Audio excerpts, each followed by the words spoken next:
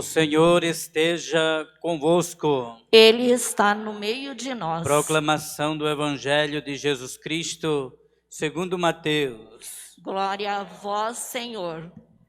Naquele tempo, os fariseus ouviram dizer que Jesus tinha feito calar os saduceus.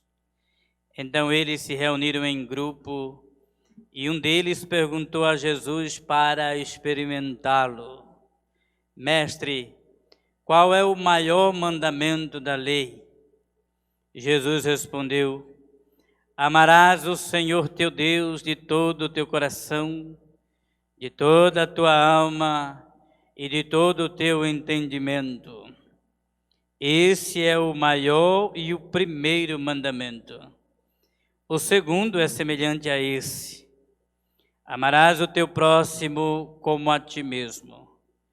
Toda a lei e os profetas dependem desses dois mandamentos. Palavra da salvação. Glória a vós, Senhor. Eu vos amo, ó Senhor, sois minha força e salvação. Eu vos amo, ó Senhor, sois minha força e salvação. Eu vos amo, ó Senhor, sois minha força e salvação. Eu vos amo, ó Senhor, sois minha força e salvação. Louvado seja nosso Senhor Jesus Cristo. Para sempre seja louvado. Vocês podem sentar um instante, por favor.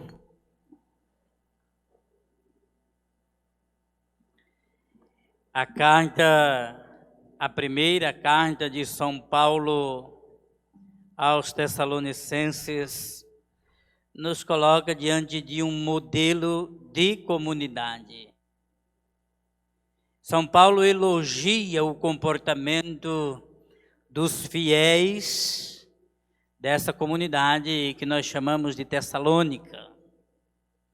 E uma coisa está em perfeita sintonia com o Evangelho de hoje: não seja usurário do seu irmão. O que é um usurário? Não é usuário. Usuário é uma coisa, usurário é outra. Nós chamamos hoje de agiota. O agiota é aquele que empresta dinheiro a juros. Espero que não tenha ninguém em mão de agiota, porque quando não paga, o agiota manda matar, né? É quase que como traficante de droga. Se não pagar a droga que consumiu, morre. E se consumir a droga, morre do mesmo jeito que ela vai acabar matando você. Mas enfim, por que o padre está dizendo isso? Porque aparece aqui na segunda leitura de hoje o compromisso da comunidade, não só em ouvir a palavra de Deus, mas colocar esta palavra em prática, com atitudes autênticas, verdadeiras. Não só, né? E São Paulo diz: olha, quem está em volta de vocês já acredita em Cristo Jesus, não porque vocês anunciam com palavras, mas porque anunciam com comportamento. É bonito, por isso que eu digo sempre, e quero aqui repetir para vocês que participam desta missa de maneira presencial aqui hoje, mas também a você, meu irmão, minha irmã, que está em casa nos acompanhando através das redes sociais, aqui da Paróquia Bom Jesus. Se quer um modelo de comunidade, se quer ver a sua comunidade um pouco melhor do que nós temos hoje, começa a ler, a meditar, a refletir e, acima de tudo, a praticar as cartas que São Paulo escreveu às suas comunidades. Comunidades que ele, muitas conhecia e outras que nem tanto, outras que nem chegou a conhecer, mas que escreveu. E ele tece aqui, na segunda leitura da missa de hoje, um elogio ao comportamento da comunidade dos Tessalônicos. Depois disso, nós passamos a olhar o evangelho da missa de hoje. Um evangelho curto, mas acompanhado de um significado que nós estamos perdendo, o significado do amor. Nós estamos amando na teoria, minha gente, infelizmente. E o amor apresentado pelo evangelho de hoje é um convite a passarmos da teoria para a prática. Amor não se vive de maneira virtual, um amor invernizado, né? Que quando os desafios batem a gente desiste. Não, o amor prático não desiste com facilidade. Os fariseus são aqueles que já há alguns domingos nós temos acompanhado aqui num embate com Jesus, querendo a qualquer custo pegar Jesus em uma palavra.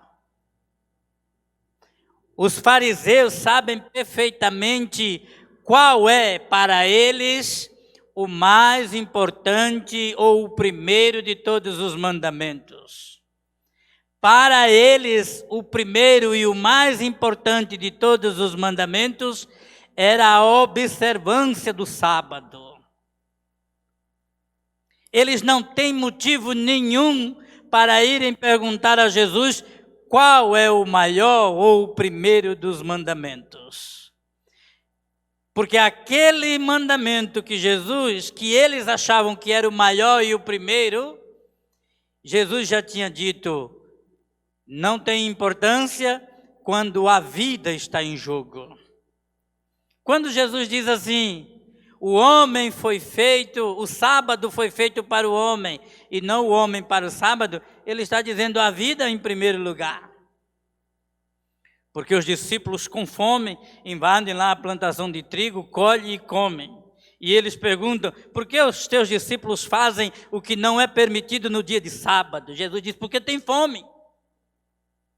E quem tem fome tem que comer, inclusive em dia de sábado, ou todos os dias. A vida em primeiro lugar. Então, os fariseus, o grupo dos separados, o grupo dos bons, eles querem pegar Jesus em uma palavra. E preparam uma armadilha para Jesus. Ora, eles são considerados fariseus porque eles tiveram acesso à palavra de Deus. Eles são inteligentes, eles são conhecedores da palavra e por isso se sentem melhores que os outros. No tempo em que Jesus viveu no mundo, os fariseus, os judeus de modo geral, observavam 613 mandamentos. Você faz ideia o que é isso? Desses 613 mandamentos, 365, portanto, um mandamento para cada dia do ano, proibiam alguma coisa, como os nossos 10 mandamentos também tem aqueles que proíbem.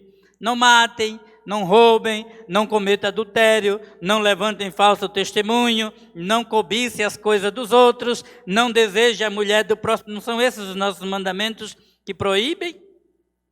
Eles tinham 365 mandamentos que proibiam alguma coisa também. De 613, quantos sobraram? Você que é boa de matemática. É fácil também da gente decorar esses números. 248. É só ir dobrando. 2, 4, 8. Que diziam que tinham que fazer. Como os nossos. Amar a Deus sobre todas as coisas. Guardar domingos e festas. Honrar pai e mãe. Guardar o nome do Senhor. Não é assim que a gente conhece os mandamentos? Uma porção proíbe, outra porção manda fazer. Se eles sabem de tudo isso, por que vão perguntar a Jesus qual é o melhor, o primeiro, o maior de todos os mandamentos? Porque querem apanhar Jesus em uma palavra. E fizeram isso o tempo todo. Agora eles escutam dizer que Jesus tinha feito calar os saduceus. O grupo dos saduceus é um grupo que não acredita na ressurreição. Só para a gente contextualizar o evangelho de hoje. Um grupo que não acredita na ressurreição dos mortos, que, portanto, tudo termina com a morte neste mundo, que não há possibilidade de ressurreição.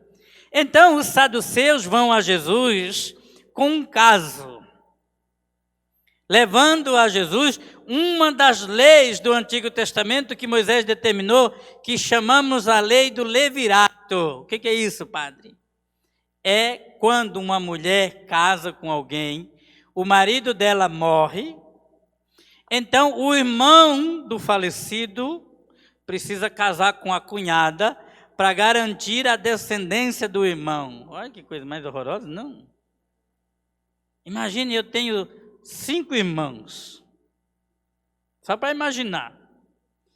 Um casa com uma velha feia, e depois ele morre, lá vou eu casar com a viúva. Tem cabimento? Eu bonito desse jeito? Essa é a lei do levirato. Então os saduceus apresentam a Jesus. A mulher foi casando com cada um dos irmãos. Eram 7 irmãos. Todos casaram com a mulher e morreram sem deixar filhos. Que mulher que gostava de matar marido, não? Você, casado, homem, fica esperto que a mulher de vocês, hein? É claro que a mulher que vocês escolheram é boazinha, não? Cuida bem de vocês. Tem até uns que estão mais gordinhas, comida, viu que elas dão, né? Vem tomar um caldo de peixe, vem tomar um caldo de mocotó, a comida está na mesa.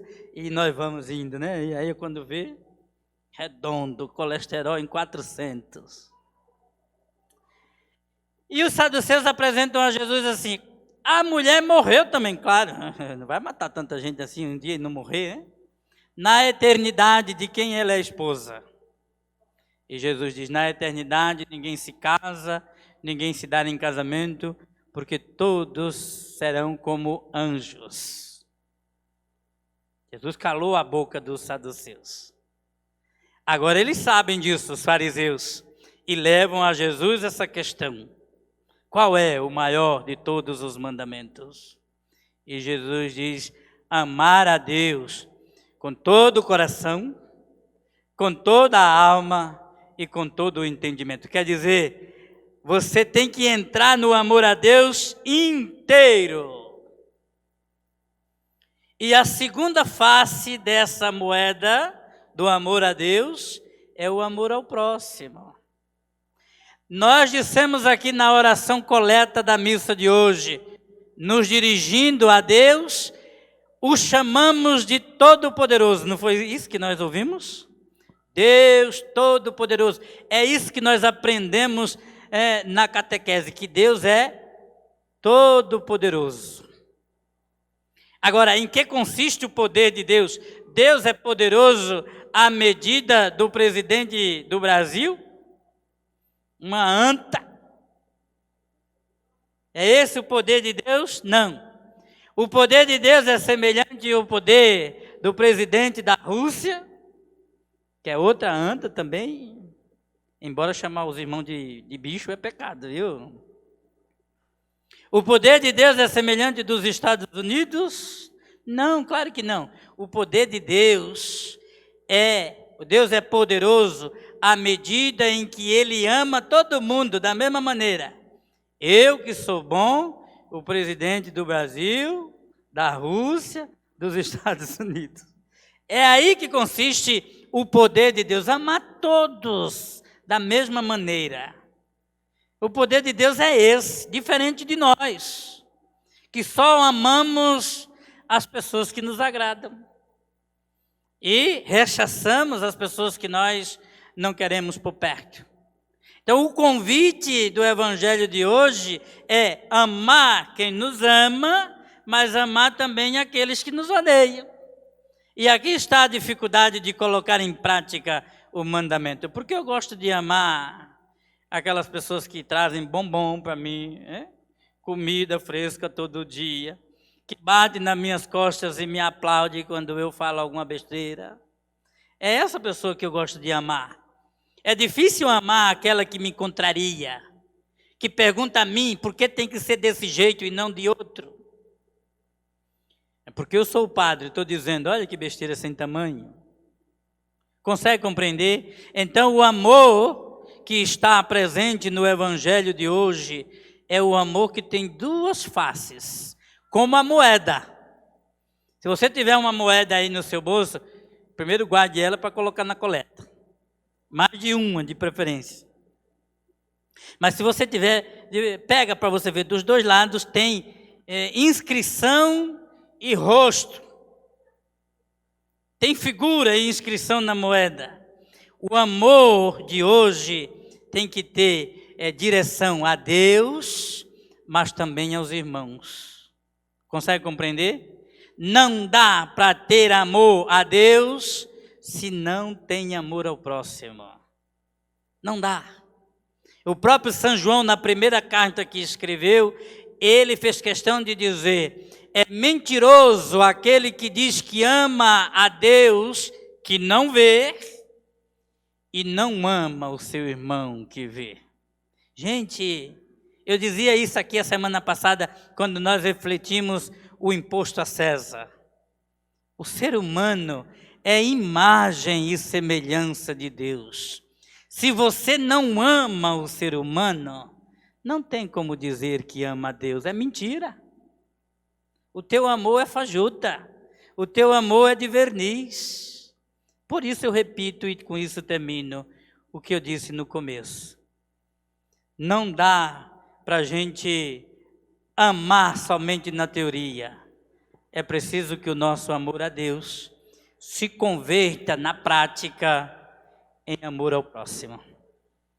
Em nome do Pai, do Filho e do Espírito Santo. Amém.